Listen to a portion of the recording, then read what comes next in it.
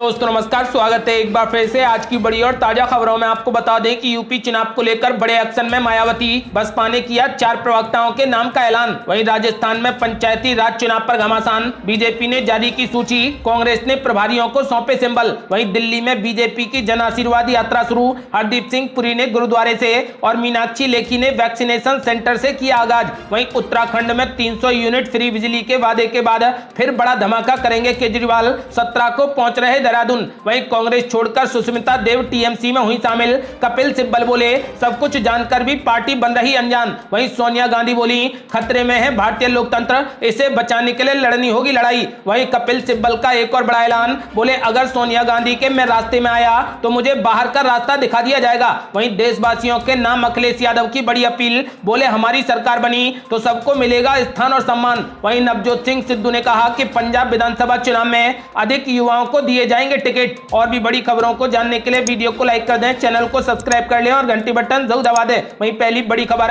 UP चुनाव को लेकर एक्शन में मायावती। बसपा ने किया 4 प्रवक्ताओं के नाम का ऐलान। आपको बता दें कि यूपी चुनाव को लेकर मायावती और उनकी पार्टी अब फुल एक्शन में है। बीएसपी ने आज 4 प्रवक्ताओं के नाम का ऐलान कर दिया। मायावती की पार्टी में एक प्रवक्ता का होना किसी अजूबे से कम नहीं है। पार्टी में मायावती के अलावा किसी को भी मीडिया में अपनी बात रखने की आजादी नहीं रही है। बीएसपी के राज्यसभा सांसद सतीश चंद्र मिश्र को भी कभी कभार पार्टी की तरफ से बयान देने की इजाजत थी। राज्य में घूम घूम कर ब्राह्मण सम्मेलन कर रहे मिश्र को पार्टी की तरफ से मीडिया का हेड बनाया गया है। उनका ब्राह्मण सम्मेलन तीसरे चरण में पहुंच गया है। पहले चरण की शुरुआत अयोध्या से और दूसरे चरण की मथुरा से हुई। ब्राह्मण सम्मेलन के चौथे चरण का श्री गणेश अब चित्रकूट से होगा। आपको बता दें कि फिलहाल उत्तर प्रदेश विधानसभा चुनाव को लेकर मायावती पूरे एक्शन में है और उन्होंने यूपी में 4 प्रवक्ताओं के नाम का ऐलान कर दिया है।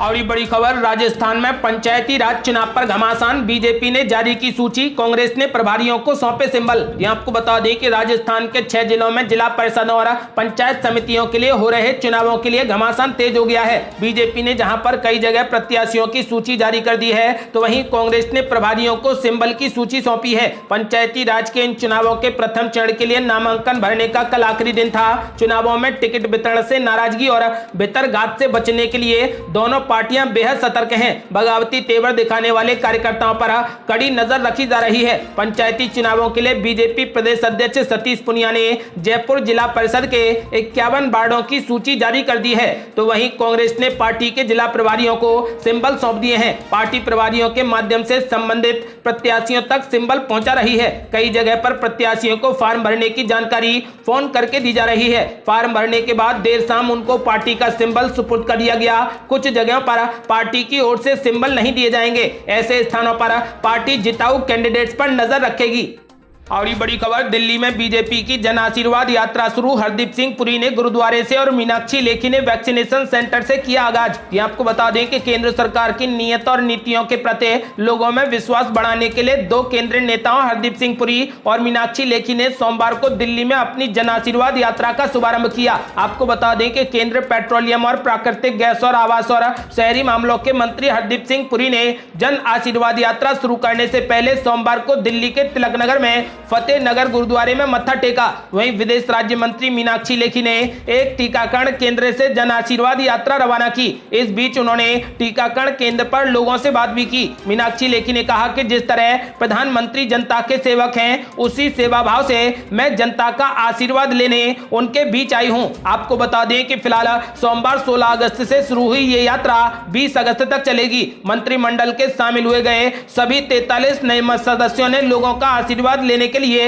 यह यात्रा शुरू की है। नए मंत्रियों द्वारा यह यात्रा इसलिए शुरू की गई है क्योंकि संसद के मानसून सत्र में विपक्ष द्वारा बार बार व्यवधान डालने के कारण इस महीने की शुरुआत में संसद में उनका परिचय नहीं कराया जा सका। यह जन आशीर्वाद यात्रा आंतरिक, बाहरी, आर्थिक, सामाजिक, स्वास्थ्य क्षेत्रों और कार्यक्रमों में भाजपा के नेतृत्व वाली केंद्र सरकार की उपलब्धियों से लोगों को अवगत कराने का प्रयास करेगी, जिसका उद्देश्य आत्मनिर्भरता पर ध्यान केंद्रित करके रोजगार को बढ़ावा देना है। और बड़ी खबर, उत्तराखंड में 300 यूनिट फ्री बिजली के वादे के बाद फिर बड़ा धमाका करेंगे केजरीवाल। आज पहुंच रहे देहरादून। ये आपको बता दें कि दिल्ली के मुख्यमंत्री अरविंद केजरीवाल एक बार फिर आज देहरादून आ रहे हैं। अपने ट्विटर हैंडल से जानकारी देते हुए केजरीवाल ने कहा कि आम आदमी पार्टी आज मंगलवार को एक बेहद महत्वपूर्ण घोषणा करने जा रही है। उत्तराखंड की प्रगति और विकास के लिए यह घोषणा एक मील का पत्थर साबित होगी। आपको बता दें कि केजरीवाल ने पहले ही 300 यूनिट फ्री बिजली देने का वादा किया है। विधानसभा चुनाव 2022 से पहले ही आम आदमी पार्टी भी उत्तराखंड में काफी सक्रिय हो रही है।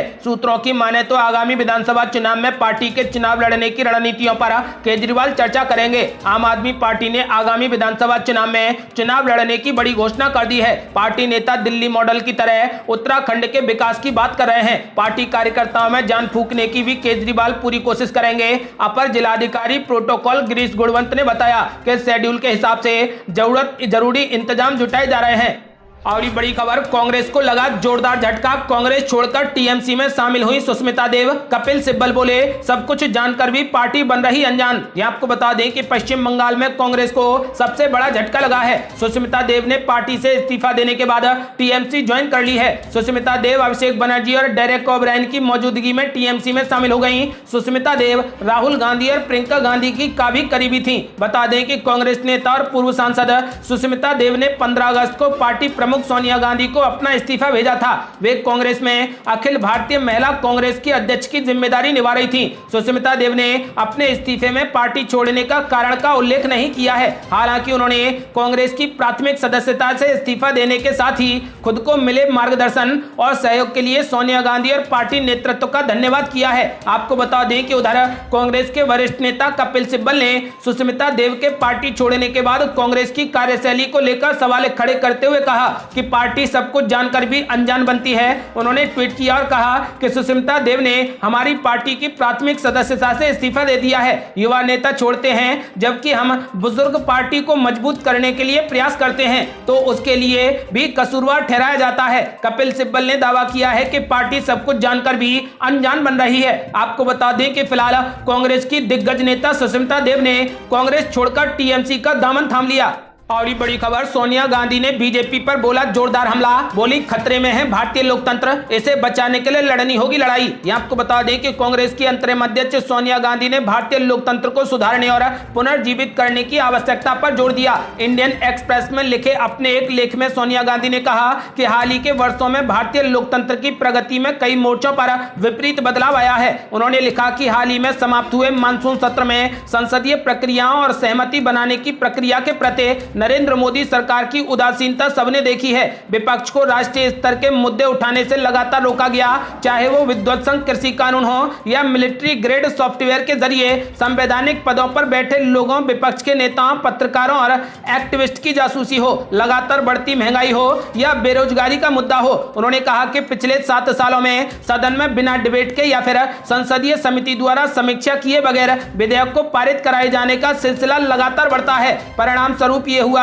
कि संसद रबर स्टैंप बनकर रह गई है। जनता के जनादेश का अनादर करते हुए लोकतांत्रिक रूप से चुनी गई राज्य सरकारों को गिरा दिया गया है। मीडिया को व्यवस्थित तरीके से धमकाया गया है और सत्ता से सच बोलने की अपनी जिम्मेदारी को भूलने के लिए मजबूर किया गया है। सच्चे लोकतंत्र की संरचना को मजबूत करने के लिए जिन संवैधानिक संस्थाओं को सावधानी पूर्वक बनाया गया था उन्हें कुचल दिया गया है। साथ ही उन मूल्यों को भी नष्ट किया जा रहा है जो हमारे लोगों को समानता, न्याय और व्यक्तिगत स्वतंत्रता का अविभाज्य अधिकार प्रदान करते हैं। आपको बता दें कि सोनिया गांधी ने ऐलान किया है कि भारतीय लोकतंत्र को बचाने के लिए लंबी लड़ाई लड़नी होगी।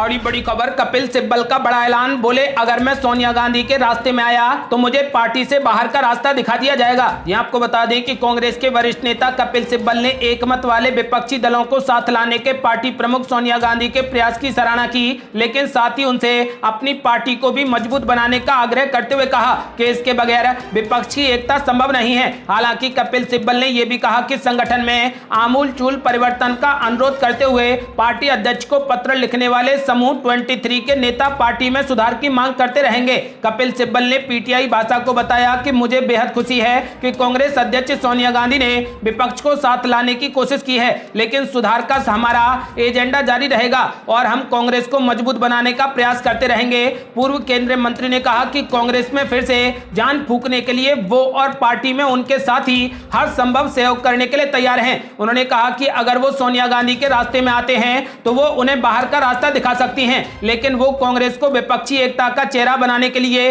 उसे मजबूत करने का काम जारी रखेंगे। कपिल सिब्बल ने कहा कि ये मेरे बारे में नहीं है, बल्कि कांग्रेस के फिर से जान फूंकने और उसे विपक्षी एकता का चेहरा बनाने के लिए है। मजबूत कांग्रेस के बगैर विपक्ष की एकजुटता संभव नहीं है। और बड़ी खबर, अखिलेश यादव ने देशवासियों से की बड़ी अपील, बोले हमारी सरकार बनी तो मिलेगा सबको सम्मान और स्थान। यहाँ आपको बता दें कि यूपी के पूर्व मुख्यमंत्री अखिलेश यादव ने देशवासियों के नाम एक संदेश जारी किया है। उन्होंने 2 पन्ने की चिट्ठी लिखी है। यूपी चुनाव के लिए समाजवादी पार्टी के अध्यक्ष अखिलेश यादव ने नया नारा दिया है, नई हवा है, नई सपा है, बड़ों का हाथ, युवा का साथ। उन्होंने 22 में 22 किल के संकल्प के साथ पार्टी कार्यकर्ताओं को एकजुट हो जाने की अपील की है। अखिलेश यादव ने देश के लोगों को अपील करते हुए कहा कि आजादी की सालगिरह का यह दिन बड़ा स्पेशल है। देश स्वतंत्रता के 3/4 सदी में प्रवेश कर रहा है, इसलिए सब न्यू यूपी बनाने का संकल्प लें। अखिलेश यादव का आरोप है कि हर तरीके के लोग आज परेशान हैं। अखिलेश यादव ने कहा कि समाज में बंटवारे की राजनीति हो रही है, जिसके खिलाफ वे जीवन भर संघर्ष करते रहेंगे।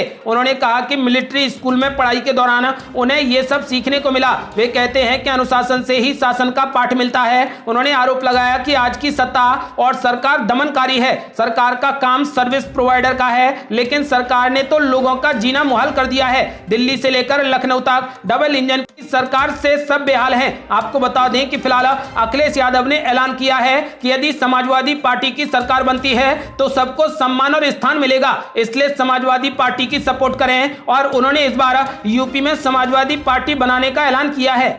और बड़ी खबर, नवजोत सिंह सिद्धू का बड़ा ऐलान, बोले पंजाब विधानसभा चुनाव में युवाओं को दिए जाएंगे टिकट। यहाँ आपको बता दें कि पंजाब कांग्रेस प्रमुख नवजोत सिंह सिद्धू ने कहा कि आगामी विधानसभा चुनाव के दौरान पिछले चुनाव की तुलना में अधिक युवाओं को टिकट दिए जाएंगे। नवजोत सिंह सिद्धू ने पिछली श्रोमणी अकाली दल बीजेपी सरकार पर पंजाब में माफियाओं को पालने का भी आरोप लगाया। क्रिकेटर से नेता बने नवजोत सिंह सिद्धू ने किसी का नाम लिए बिना आम आदमी पार्टी पर भी जोरदार हमला बोला और दावा किया है कि वे पार्टी में शामिल करने के लिए उनके पीछे पड़े थे। पंजाब प्रदेश कांग्रेस के नवनियुक्त प्रमुख सिद्धू कांग्रेस भवन में राज्य की युवा कांग्रेस इकाई को संबोधित कर रहे थे। स्वतंत्रता दिवस के मौके पर युवा कांग्रेस ने मार्च भी निकाला। सभा को संबोधित करते हुए नवजोत सिंह सिद्धू ने युवाओं से वादा किया है कि वो योग्यता का सम्मान करेंगे। उन्होंने कहा कि वह चाहते हैं कि युवाओं को अवसर मिले। उन्होंने घोषणा की है कि युवाओं को पहले की तुलना में 1.5 गुना अधिक टिकट दिए जाएंगे।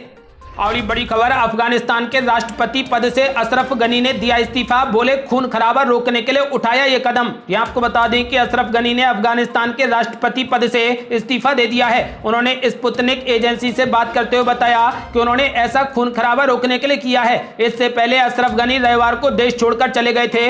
इसके साथ ही देशवासी और विदेशी भी युद्धग्रस्त देश से निकलने को प्रयासरत हैं, जो नए अफगानिस्तान के निर्माण के पश्चिमी देशों के 20 साल के प्रयोग की समाप्ति का संकेत है। कई घंटों से काबुल के बाहरी इलाके में डेरा डाले बैठे तालिबानियों ने इसके कुछ ही समय बाद घोषणा की है कि वे शहर के और अंदर प्रवेश करेंगे। अमेरिकी दूतावास से कर्मियों को निकालने के लिए हेलीकॉप्टर दिन भर आसमान में उड़ान भरते दिखे। वहीं परिसर के पास धुआं उठते ही देखा गया, क्योंकि कर्मचारी महत्वपूर्ण दस्तावेजों को नष्ट कर रहे थे। पश्चिमी देशों के कई अन्य देशों के दूतावास भी अपने लोगों को बाहर निकालने के लिए तैयारी में हैं।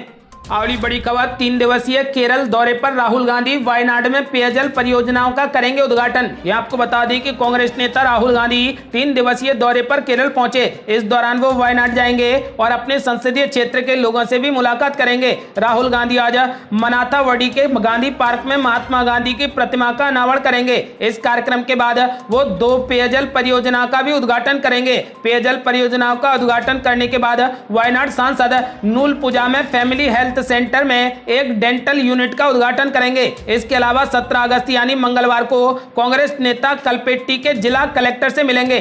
और ये बड़ी खबर, मुख्यमंत्री योगी आदित्यनाथ का बड़ा आदेश। यूपी में 1 सितंबर से कक्षा 1 के भी खुलेंगे स्कूल। यहां आपको बता दें कि उत्तर प्रदेश में माध्यमिक शिक्षा के 12 तक के स्कूल कोविड प्रोटोकॉल के अनुपालन के साथ छात्र छात्राओं के लिए सोमवार को खुल गए। पहले दिन अनुपस्थिति कम थी, लेकिन बच्चे उत्साहित हैं। मुख्यमंत्री योगी आदित्यनाथ ने सोमवार को लखनऊ में टीम 9 के साथ बैठक में कहा कि रक्षाबंधन के बाद 23 अगस्त से 6वीं से लेकर 8वीं तक और 1 सितंबर से कक्षा 1 से लेकर 5वीं तक के स्कूलों में पढ़ाई शुरू करने पर विचार किया जा रहा है। आपको बता दें कि मुख्यमंत्री योगी आदित्यनाथ ने ऐलान किया है कि 1 सितंबर से कक्षा 1 से लेकर कक्षा 5वीं तक के स्कूल भी खोल दिए जाएंगे। ये थी अब तक की बेहद बड़ी खबरें। यदि आप भी चाहते हैं कि भारत जल्द से जल्द कोविड मुक्त हो जाए तो इस वीडियो को लाइक कर अपनी राय हमें कमेंट बॉक्स में जरूर दें। यदि आपने अभी तक हमारे चैनल को सब्सक्राइब नहीं किया है तो कृपया चैनल को सब्सक्राइब कर घंटी बटन जरूर दबा दें। जल्दी मिलते हैं बड़ी अपडेट के साथ, तब तक के लिए जय हिंद, जय भारत।